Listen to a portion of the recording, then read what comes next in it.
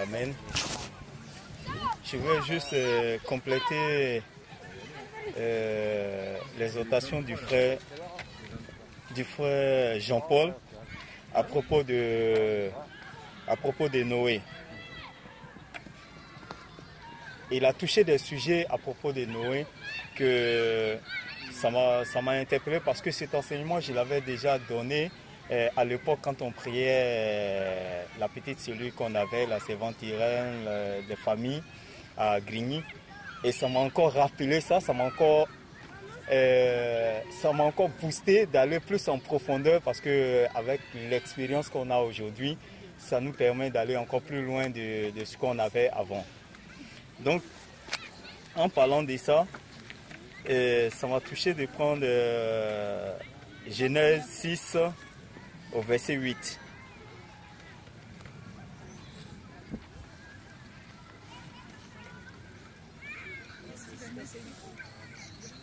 C'est un petit complément que je vais apporter à son exhortation.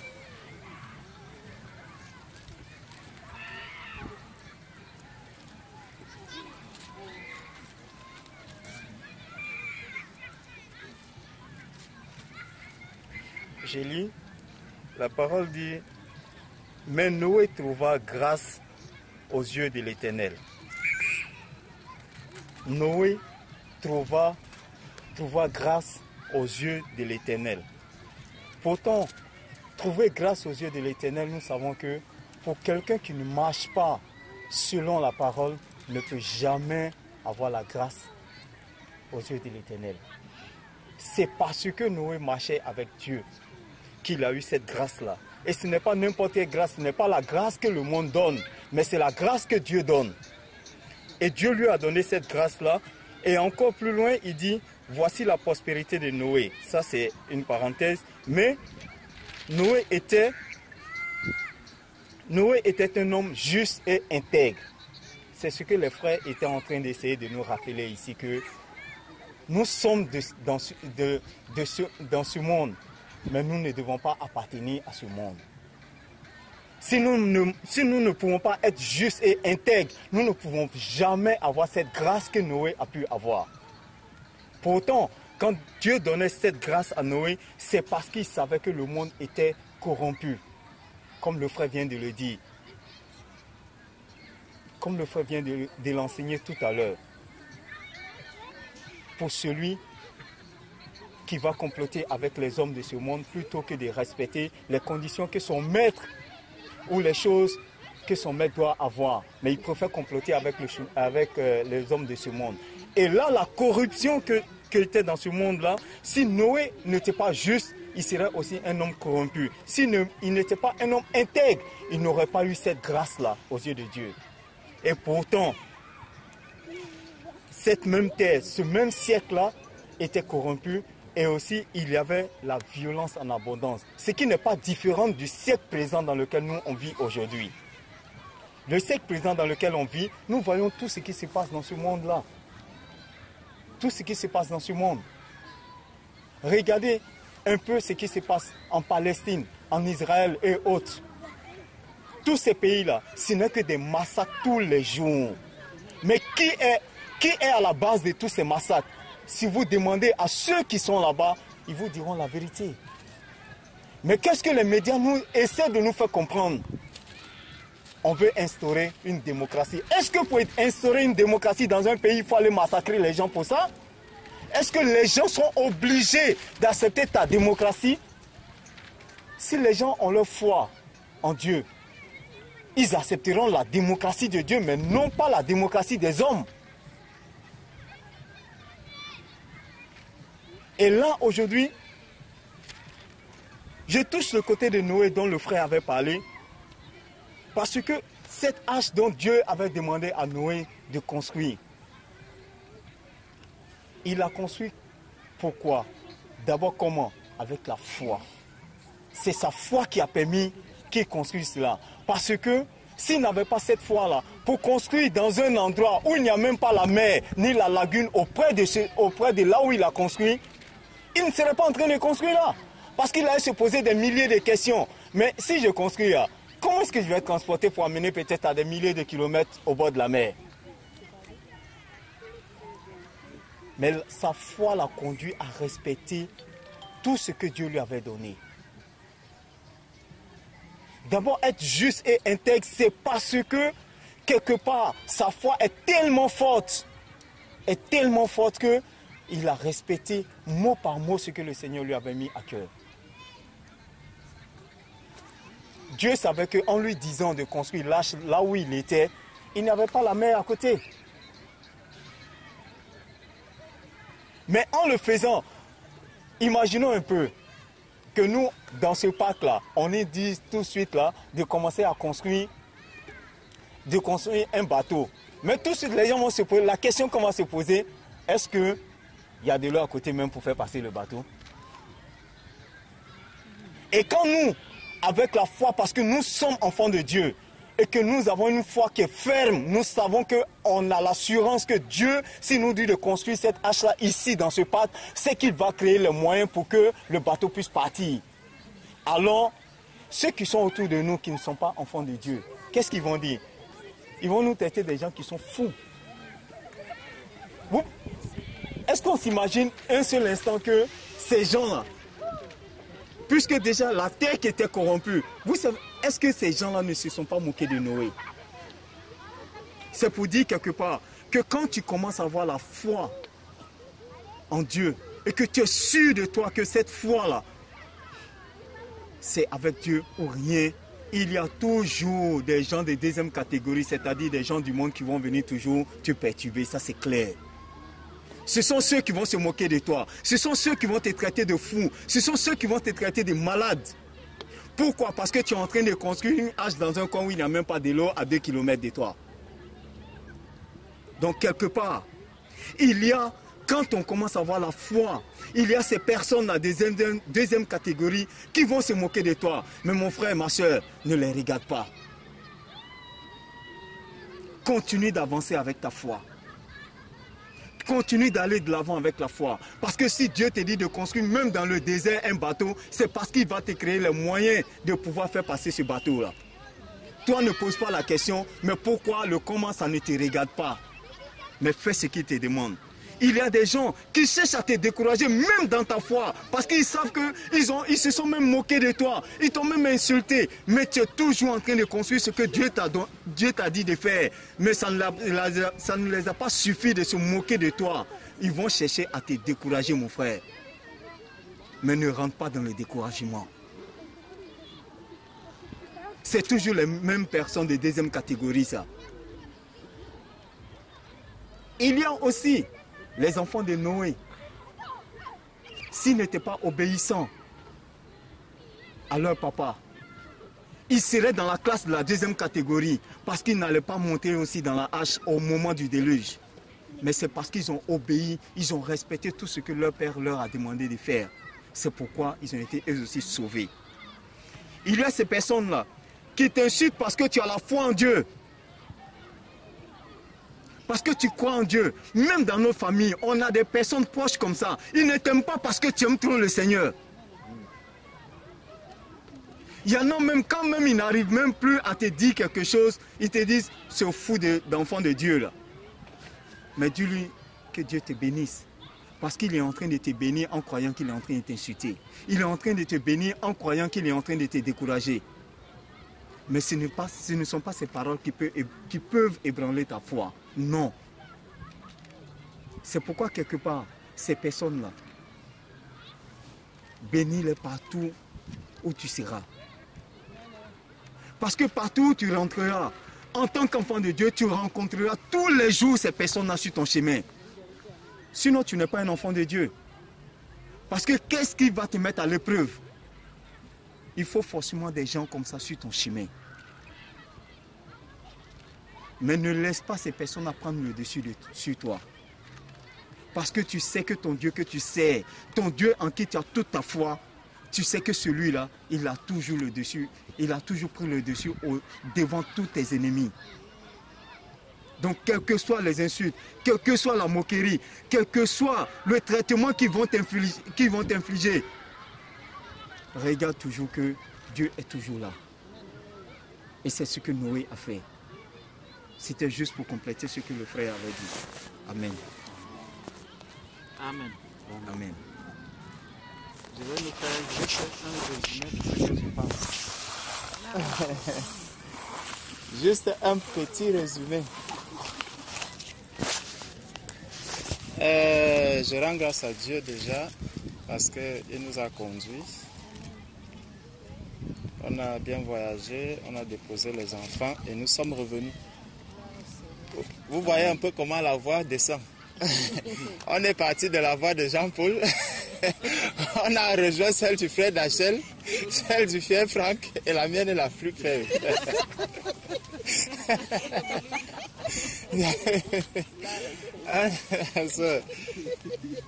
Donc, je rends grâce à Dieu comme je suis aussi le dernier à parler. Bon, je vais dire déjà merci parce que le sujet de la foi est vraiment, c'est un sujet central dans la marche du disciple. Le Seigneur même dit que le juste vivra par la foi. Si en tant qu'enfant de Dieu, nous n'avons pas la foi, il nous sera difficile d'arriver au bout de notre marche. La première question que l'on peut se poser, Abraham n'était pas le premier homme qui est arrivé sur la terre. Noé n'était pas le premier homme à arriver sur la terre. Enoch même n'était pas le premier homme à arriver sur la terre. C'est d'eux que le Seigneur parle dans Hébreux 11. Mais pourquoi il n'a pas parlé de la foi d'Adam?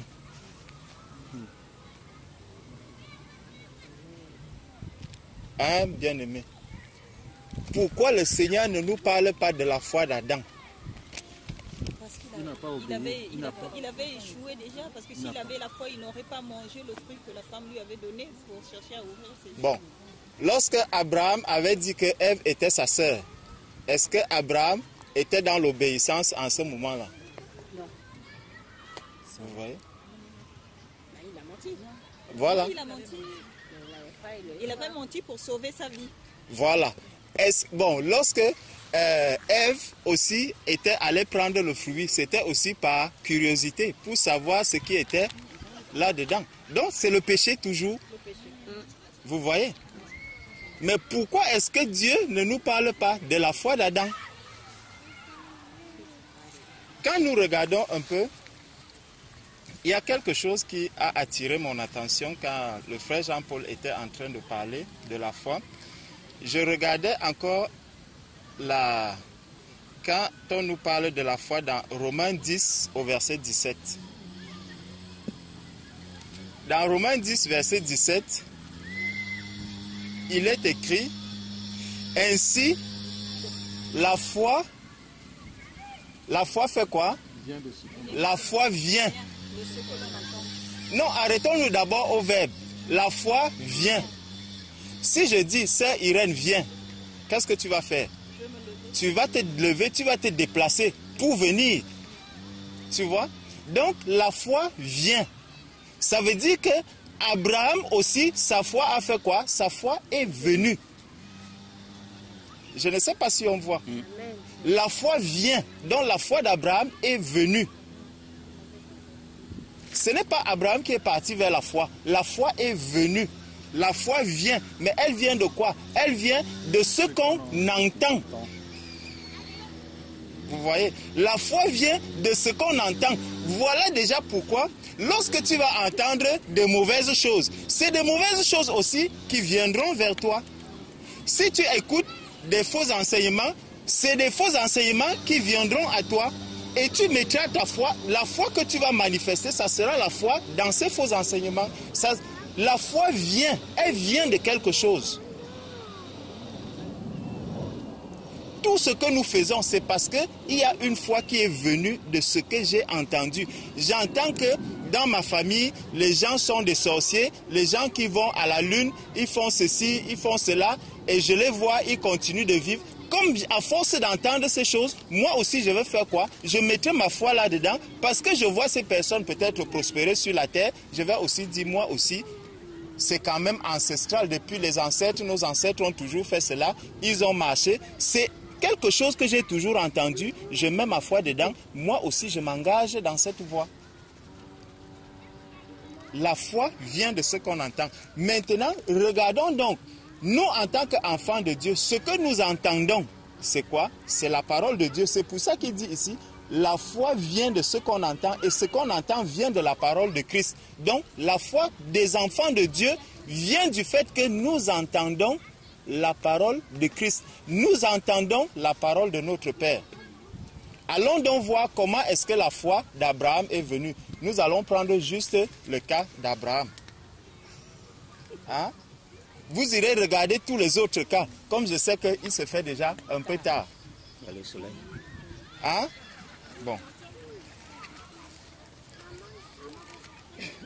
Le frère Franck a parlé de Noé. Si nous regardons un peu comment est-ce que la foi de Noé, Seigneur pardonne-moi parce que j'ai dit que je vais seulement m'arrêter à Abraham. Regardons juste, j'ai dit je vais faire juste le résumé. Vous-même, vous allez creuser. Regardons Genèse 6. Comment la foi de Noé est arrivée jusqu'à ce qu'il construise l'arche. Peut-être le cas de Noé pourra aussi nous aider à faire des déductions directement sur le cas d'Abraham. Genèse chapitre 6.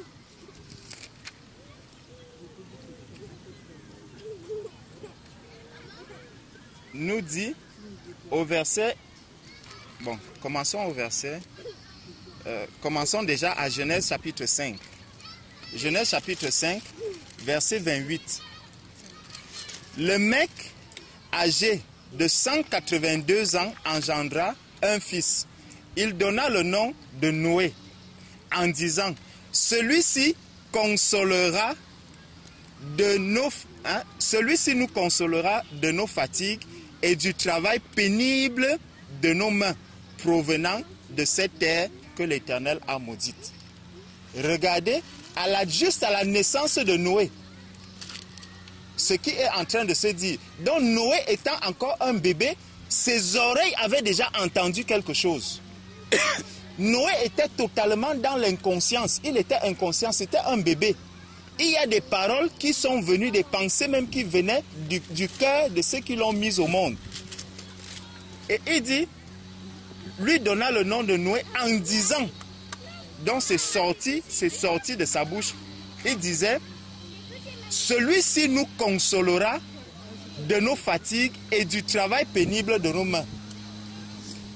Ça nous rappelle déjà la responsabilité qu'un parent, ou ce qui peut, comment est-ce que la parole qui peut venir de la bouche d'un parent peut influencer la vie de l'enfant qui est là. Toi, en tant que parent, même si tu entends quelqu'un d'autre dire une parole qui est mauvaise vis-à-vis de ton enfant, rappelle ton enfant, tu lui dis au nom de Jésus, ceci ne t'arrivera pas. On a dit, tu vas souffrir, au nom de Jésus, tu n'auras aucune souffrance parce que le Seigneur a permis que tu viennes de moi. C'est moi qui t'ai engendré sur la terre. Aucune souffrance ne t'arrivera tant que tu seras sur la terre. Ça, c'est les paroles qu'un enfant doit entendre durant sa marche. Donc Noé, dès sa naissance, déjà, voici les paroles qu'il entend. Celui-ci nous consolera de nos fatigues et du travail pénible de nos mains provenant de cette terre que l'Éternel a maudite. Regardez ce qui est dit dans la vie de Noé. C'est non seulement le salut, parce que comment est-ce que le Seigneur va nous... Comment est-ce que Noé va délivrer sa famille de... Il dit, celui-ci nous consolera de nos fatigues et du travail pénible de nos mains provenant de cette terre. Comment est-ce qu'on peut être délivré du travail pénible? C'est seulement par l'enlèvement. C'est seulement par le jour où nous quittons cette terre. C'est là que nous allons être enlevés pour aller rencontrer au ciel. Et là, nous aurons la paix. Nous serons délivrés du travail demain, nous serons délivrés des souffrances qu'il y a sur cette terre. Donc voilà les premières paroles qui entrent dans les oreilles de Noé au moment même où il arrive dans le monde. Bon, verset 32 nous dit que Noé, âgé de 500 ans, engendra Sem, Cham et Japheth. Chapitre 6.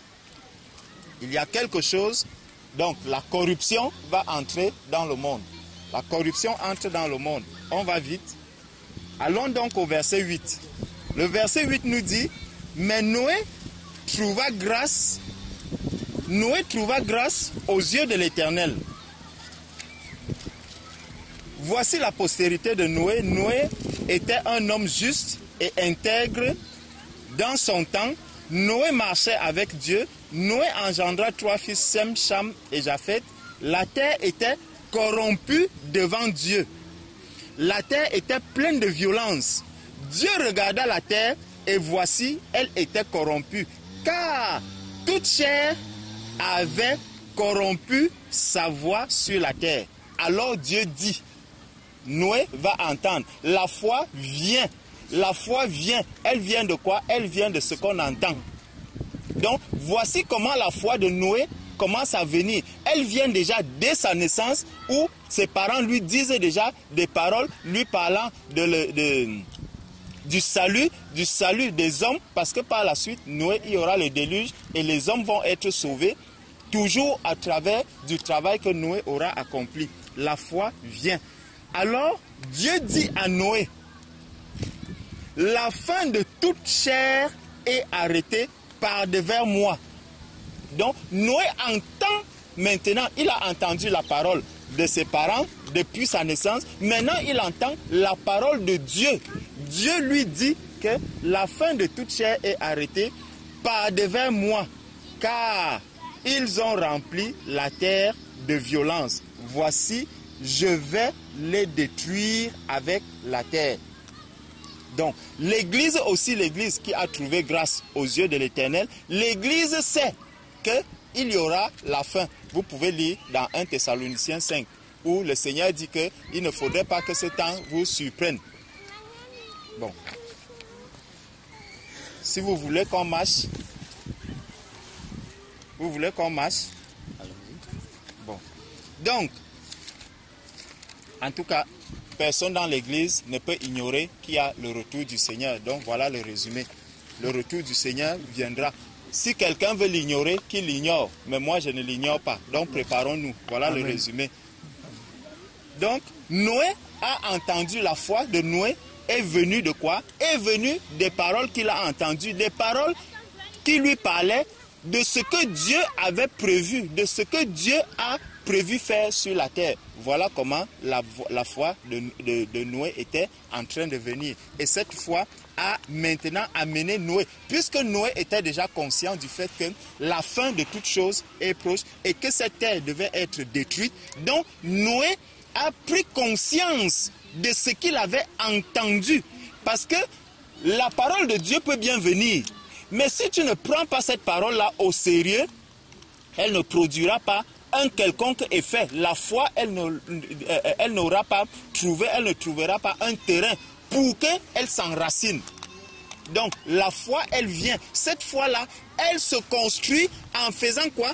En écoutant la parole de Dieu, en obéissant à Dieu. La foi doit nous pousser à la crainte de Dieu.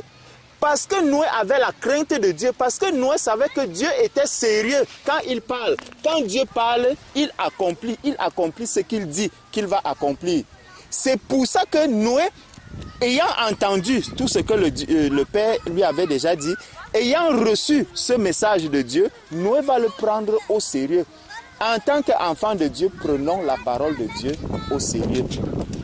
Lorsque je lis la parole de Dieu et que je la prends au sérieux, cette parole de Dieu, elle bâtit la foi en moi.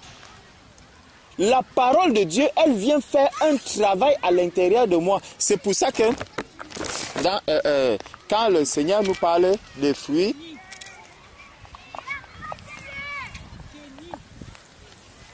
quand le Seigneur nous dit que ayez par-dessus tout le bouclier de la foi, qui vous permet d'éteindre tous les traits enflammés du malin. C'est pourquoi, parce que le malin, justement, lorsqu'il vient, le malin vient pour détruire la foi. Tu entends la parole de Dieu, mais cette parole-là, elle est détruite. Par qui? Par le malin. C'est pour ça que je nous demandais pourquoi est-ce que Adam, le Seigneur ne nous parle pas de la foi d'Adam. La parole de Dieu, lorsqu'elle a commencé à entrer, on nous dit, la seule parole que Dieu avait déjà donnée à Adam, c'était le commandement d'obéir. Et cette fois, dès que cette parole est arrivée, au lieu de produire la foi en Adam, directement le diable est venu détruire cela par quoi? Par Dieu a-t-il réellement dit, par... qu'est-ce que le serpent avait encore posé? Voilà, Dieu a-t-il réellement dit. Donc, quand tu prends la parole de Dieu qui doit créer la foi en toi, le diable vient pour faire quoi? Pour détruire cela, il apporte aussi ta parole. Et dès que tu prends la foi qui devait être en toi, tu la déposes dans cette mauvaise parole que tu as entendue, tu n'auras plus la foi en la parole de Dieu. C'est pour ça que Dieu ne nous parle pas, on ne nous parle pas de la foi d'Adam. Parce que à peine la parole de Dieu est arrivée à Adam, Adam n'a même pas pris la peine de mettre la parole que Dieu lui a donnée en pratique, de la prendre au sérieux. Ève est arrivée. Ève, on ne nous dit même pas que Dieu lui a dit telle ou telle chose. Vous voyez, Ève, on ne nous dit pas que Dieu lui a dit ceci ou cela. Ève est directement allée prendre le fruit. Elle a amené le fruit vers le mari a récupéré le fruit, il a aussi mangé. Les mauvaises compagnies corrompent les bonnes mœurs. Adam avait déjà reçu la parole de Dieu, Ève n'ayant pas entendu une parole qui venait directement du Seigneur, est-ce que Adam la lui a donnée? La Bible ne nous dit pas que Adam lui a transmis le message qui venait de Dieu, elle a apporté, au lieu que Adam aussi discerne que non. Ma foi est basée sur ce que Dieu a dit, non pas sur ce que le serpent a dit, non pas sur ce que le serpent veut nous faire comprendre. Je mets ma foi dans la parole de Dieu. Et la foi dans la parole de Dieu nous amène à l'obéissance à Dieu. Lorsque nous écoutons la parole de Dieu, cette parole de Dieu nous amène à l'obéissance si réellement notre cœur s'attache à cette parole. Si je prends cette parole pour une parole de vérité, pour une parole qui vient pour me sauver. Parce que la parole qui avait été dite à Noé, c'était quoi? C'est une parole du salut. Tout ce que nous recevons venant du Seigneur, le but final, c'est notre salut.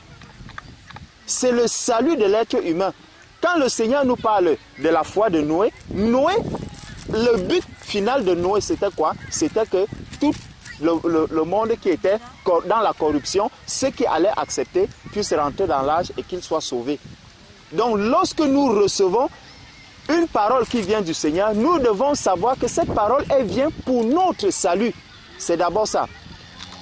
Adam et Ève, la parole qui leur avait été donnée, c'était une parole de salut. C'est que ne mange pas le fruit, si tu en manges, tu mourras. Donc tu t'éloignes du Seigneur, tu te sépares du Seigneur. Donc la foi qui vient, elle vient pour nous sauver, pour nous apporter la vie, pour nous amener au salut. Donc, prenons aussi la foi d'Abraham. Comment est-ce que la foi d'Abraham est venue? Donc celle de Noé, on a déjà vu que c'était en écoutant le Seigneur et en mettant en pratique justement ce que le Seigneur lui avait dit. Si nous prenons, allons voir la foi d'Abraham. On peut commencer par Genèse. Le cas d'Abraham est encore plus explicite parce qu'il nous présente vraiment le travail. Comment est-ce que la démarche a été faite? Dieu n'est pas d'abord venu dire à Abraham que donne Isaac. Ce n'est pas par là que Dieu a commencé. Il n'avait pas seulement commencé par donner Isaac. Il a d'abord commencé par appeler Abraham. Il a appelé Abraham. Abraham s'est même mis dans l'intercession pour Sodome et Gomorrhe. Il s'est mis en prière, en peine pour les âmes perdues qui étaient autour de lui, pour les personnes qui étaient à Sodome et Gomorrhe. Avant que Dieu ne vienne lui dire que donne-moi maintenant ton fils Isaac. Et malgré le fait que Abraham était dans cette démarche, la sœur Sarah, elle était et dans les rires et dans ceci. La foi, elle ne se contamine pas. Est-ce qu'on se comprend bien? Je peux être l'épouse de quelqu'un.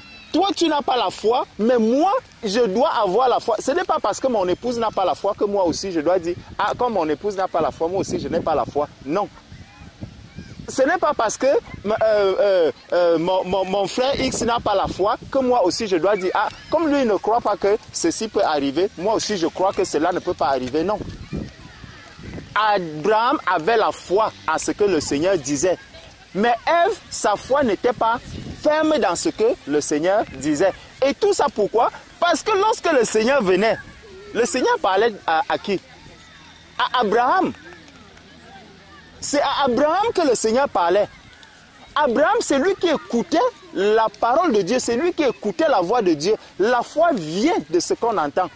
Écoutons bien la parole de Dieu. Méditons bien la parole de Dieu. C'est de ça, c'est de là que viendra notre foi. Méditons la parole de Dieu. Croyons que ce qui est là, dans la parole, ça vient vraiment de Dieu. Dieu s'était présenté de plusieurs manières.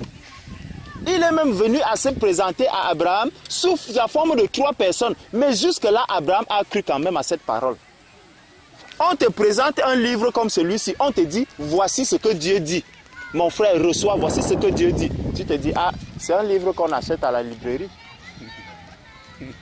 Dieu s'était présenté à Abraham de plusieurs manières, même sous la forme de 3 personnes. Mais Abraham croyait que ce que j'entends là, ça ne vient pas d'un homme, ça vient de Dieu.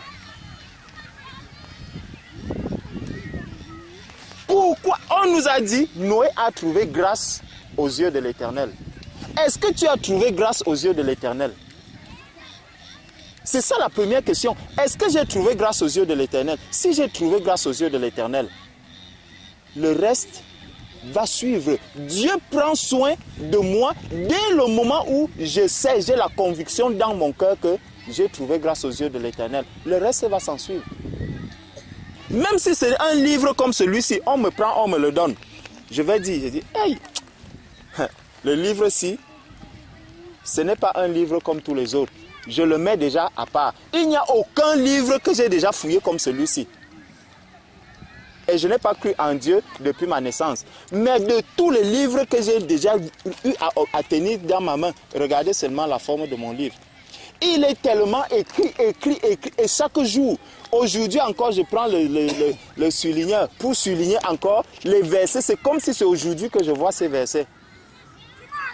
Nous devons prendre cette parole, non pas comme un monsieur tout le monde, Mohamed, qui va acheter un livre à la librairie et qui dit, bon, je vais aussi voir un peu ce que... pour aller contester avec les chrétiens. Moi aussi, je vais un peu lire ça. Si j'achète la Bible, si je prends la Bible pour aller contester ou pour aller discuter avec les chrétiens, cette parole-ci, elle n'est plus la parole de Dieu pour moi. Ce n'est qu'un livre que je serai en train de lire. Mais si je prends ce livre, je me dis, ce qui est écrit là, ça vient de Dieu. C'est pour ça que dans 2 Thessaloniciens 2 Timothée 3, verset 16, nous dit, toute écriture est inspirée de Dieu. Toute écriture est inspirée de Dieu. Donc moi aussi, quand je prends cette écriture, je dois me dire que ça, c'est une inspiration de Dieu. Et dès que je reçois déjà ça, je vais prendre cette écriture-là au sérieux. Je ne vais plus la prendre comme n'importe quelle écriture. Comme une bande dessinée, comme un roman, 1 ou 2. Non, ça devient pour moi la parole de Dieu. Et lorsque je vais prendre ça pour la parole de Dieu, en lisant cette parole, la foi vient. Elle vient du fait que je lis la parole de Dieu. Je crois que cette parole-ci, elle vient vraiment de Dieu. Ça crée en moi la crainte de Dieu. Ça crée en moi l'engagement avec Dieu. Ça crée en moi le désir de servir encore davantage Dieu. Parce que lorsque je sais que l'enlèvement peut arriver à tout moment, le Seigneur ne me l'a pas caché. Le Seigneur m'a dit que l'enlèvement peut arriver à tout moment. Qu'est-ce que ça fait? Ça crée en moi le désir de me sanctifier encore davantage, de ne pas être léger dans ma marche, de ne pas prendre ce que le Seigneur, les avertissements du Seigneur à la légère, mais je vais les prendre encore davantage au sérieux en me disant non, ce n'est pas l'heure de blaguer, ce n'est pas l'heure de jouer, mais c'est l'heure vraiment de me mettre au travail. C'est l'heure de me consacrer, c'est l'heure de me sanctifier encore davantage, afin que lorsque le Seigneur viendra, qu'il me trouve debout. Le Seigneur avait dit, allons vraiment dans 1 Thessaloniciens 5. Je vois que ça ne fait que venir.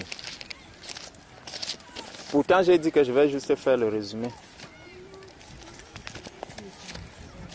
C'est aussi une forme de résumé. 4. 1 Thessaloniciens 4. Ah, oui. Merci, frère.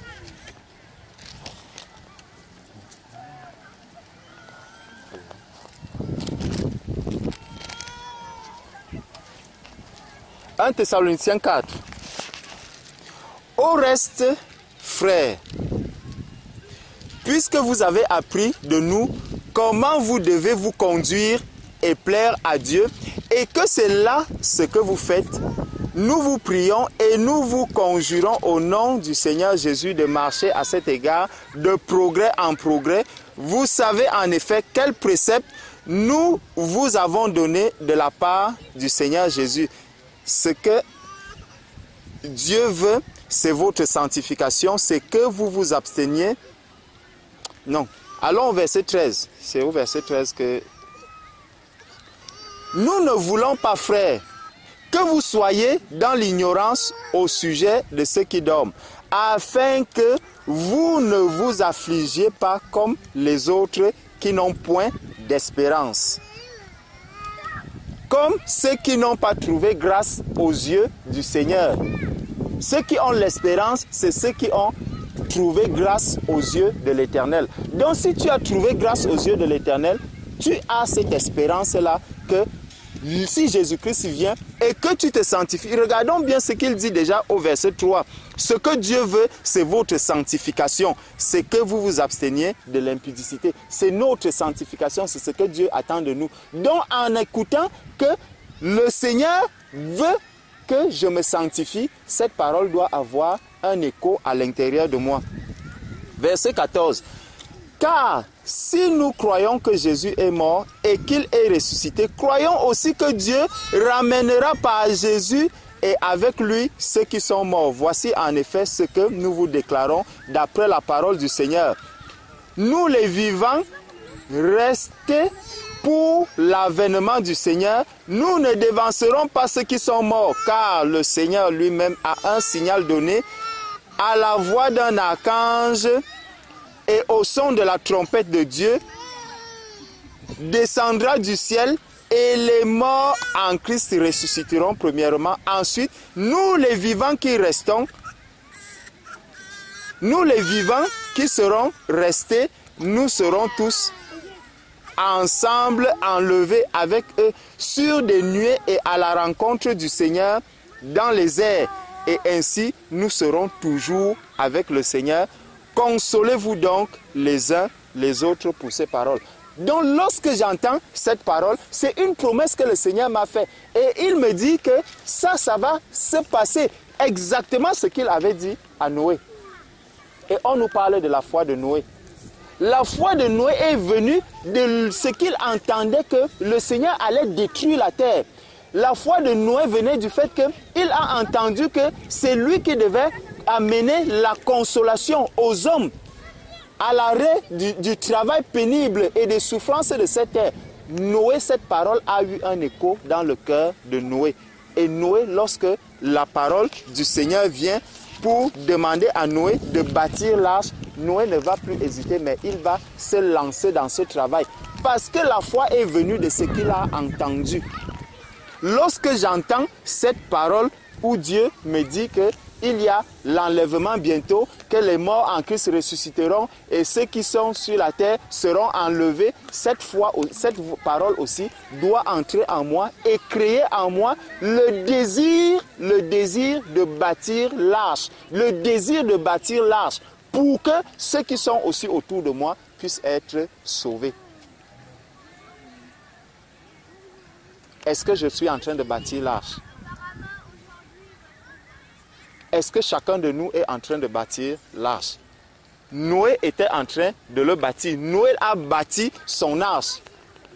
Et l'arche était prête lorsque le moment de partir, le moment du déluge est arrivé. L'arche était déjà prête. Chacun de nous doit bâtir l'arche. À partir de quoi? À partir de ce qu'il a entendu. À partir de ce que j'ai entendu.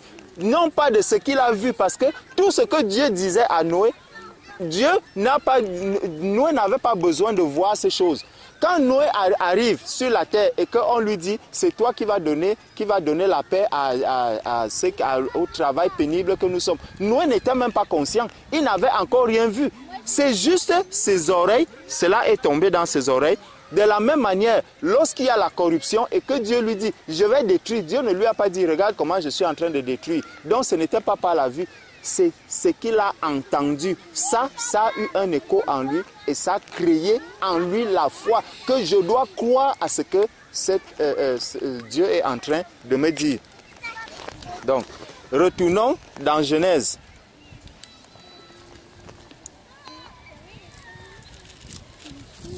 Donc, dans Genèse, bon, on nous montre comment est-ce que Dieu a appelé Abraham. Abraham est arrivé, Dieu a même changé le nom d'Abraham et on avait vu que en changeant le nom d'Abraham, le Père donne le nom à son enfant. Donc, Abraham est devenu un enfant de Dieu parce que le Père l'a reconnu. Le Père a pris Abraham avec lui et il lui a donné le nom que le père doit donner à son enfant. Maintenant, au verset, à partir du verset 16, ou au verset 15, à partir du verset 15, on nous dit, Dieu dit à Abraham, tu ne donneras plus à Saraï, ta femme, le nom de Sarah, mais son nom sera Sarah. Abraham entend, il écoute, et Abraham ne va pas dire non à Dieu, parce qu'il entend la voix du Seigneur, parce qu'il écoute la voix de Dieu, il met directement ce que Dieu lui demande de faire en application. Il met ce que Dieu lui demande de faire en application, au point de changer même le nom de sa femme. Son obéissance va jusque-là, jusqu'à changer le nom de sa femme. Verset 17. Abraham tomba sur sa face. Il rit et dit en son cœur, naîtrait-il un fils à un homme de 100 ans et Sarah âgée de 90 ans enfanterait-elle? Je suis où même? Chapitre, j'ai dit Genèse 18, n'est-ce pas? Genèse 18, verset 17. Alors l'Éternel dit, cacherai-je à Abraham ce que je vais faire? C'est ça la question que je cherchais. Cacherai-je à Abraham ce que je vais faire? À Noé, le Seigneur lui a dit qu'il va détruire, n'est-ce pas? À Noé, il a dit. À Abraham, Dieu dans son amour immense, Dieu se pose la question de savoir, est-ce que Abraham a trouvé grâce aux yeux de l'Éternel? Oui. Et Dieu s'est dit, comment est-ce que je peux cacher à Abraham ce que je dois faire? Dieu ne veut pas que nous soyons dans l'ignorance de ce que lui, il va faire sur la terre. C'est pour ça que Dieu nous a révélé tout le plan qu'il a par rapport à la terre. Ce que Dieu a fait avec Noé, il a fait avec Abraham, il l'a fait avec chacun de nous. Dieu nous a révélé toutes les choses qui doivent arriver ici sur la terre. Dieu pose la question, alors l'Éternel dit, cacherai-je à Abraham ce que je vais faire? Abraham deviendra certainement une nation grande et puissante et en lui seront bénies toutes les nations de la terre. On voit au chapitre 19 l'histoire de Sodome et Gomorrhe. Donc, on voit comment est-ce que la foi d'Abraham est en train de se construire. elle se construit comment? En écoutant Dieu. En écoutant Dieu et en mettant en pratique ce que Dieu lui demande. Il voit que chaque fois qu'il écoute la parole de Dieu, il met ce que Dieu lui demande de faire. Pour lui, cela ne lui apporte que quoi? Que du bonheur. Donc si je commence à hésiter, Dieu me dit, fais telle chose. Je commence à hésiter, je lis dans la parole de Dieu que voilà ce que Dieu attend de moi. Que je me sanctifie. Dieu me dit, faites connaître vos besoins à Dieu. Dieu me dit ceci, Dieu me dit cela. Mais je suis hésitant par rapport à cela. Il est difficile que ma foi grandisse.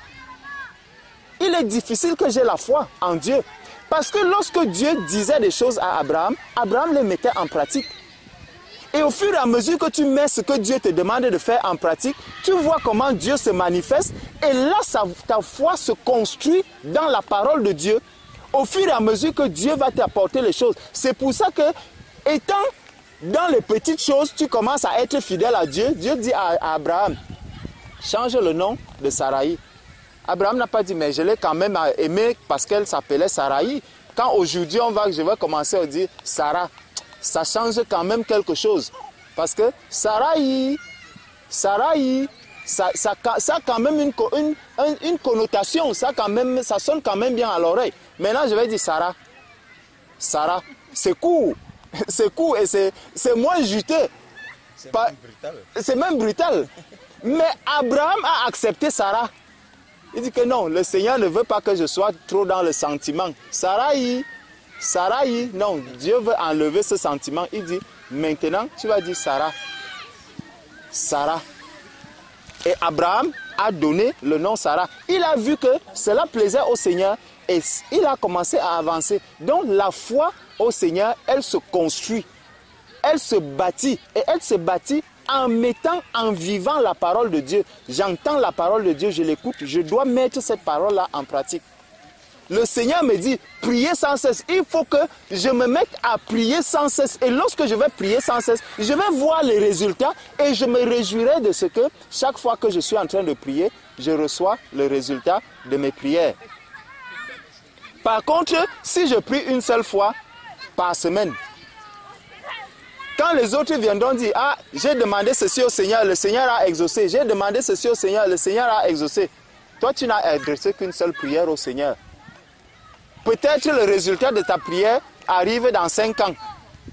Tu restes là, tu commences à te décourager. Pourtant, si tu priais sans cesse, certainement tu allais voir l'exaucement de certaines choses que tu demandes au Seigneur. Et ça allait encore t'encourager à dire, bon, là maintenant, j'ai commencé à prier pour le président de la République. Je ne vais pas seulement prier pour le président, je prie pour le président, les ministres, les gouverneurs, toutes ces personnes. Je vais commencer à prier, parce que c'est la volonté de Dieu. Et un jour, lorsqu'on me dira que le président s'est converti, je vais dire, waouh, gloire à Dieu. J'avais déjà élevé cette prière-là il y a bien longtemps. La foi vient de ce qu'on entend. Parce que je vis la parole de Dieu, que ma foi se bâtit et qu'elle s'affermit dans la parole de Dieu. Et encore que Abraham, là où on nous parle d'Abraham, Abraham, est-ce qu'on nous dit quelque part qu'Abraham avait Jésus-Christ en lui? Nous avons Jésus-Christ en nous. Nous avons Jésus-Christ en nous. Donc nous avons la parole en nous. Nous avons la foi totale, complète. Elle est là en nous. Mais mettons-la en pratique. Chaque enfant de Dieu doit savoir que Jésus il a toujours et toujours eu foi à ce que son Père disait. C'est pour ça qu'il arrive à dire que Père, je te rends grâce de ce que tu m'exauces toujours. Il a toujours et toujours cru en ce que son Père a dit. Donc nous aussi, en tant qu'enfants de Dieu, sachons que plus nous allons lire la parole de Dieu, plus nous allons méditer la parole de Dieu, plus nous allons réveiller en nous ce qui se trouve au-dedans de nous. Nous allons le réveiller parce que nous allons rentrer nous allons nous aligner à ce qui se trouve en nous, mais que nous ne connaissons pas. Ça va se révéler au fur et à mesure qu'on lit la parole de Dieu. Quand on rentre dans les Saintes Écritures, notre foi, elle se réveille, notre foi, elle devient vivante. notre foi doit être vivante. Nous devons vivre notre foi. Nous devons vivre par notre foi. Donc, voilà le résumé que je voulais vous donner. Que Dieu vous bénisse. Amen. Amen. Qu'un frère qui est inspiré prie pour tout, un frère ou une sœur, hein, prie pour tout ce que nous avons entendu avant qu'on ne commence à manger. Amen. Pour que ce que nous avons entendu puisse produire du fruit dans nos vies. Quelqu'un qui est inspiré, il lève la voix. J'allais le faire. Vas-y. Ah, vas-y, ma soeur. Il y a un mot qui est sorti. Tu vas annuler ta prophétie. Ah. Elle sait pourquoi je dis. Ah, mais voilà. Donc c'est sorti. Il faut que ça s'accomplisse.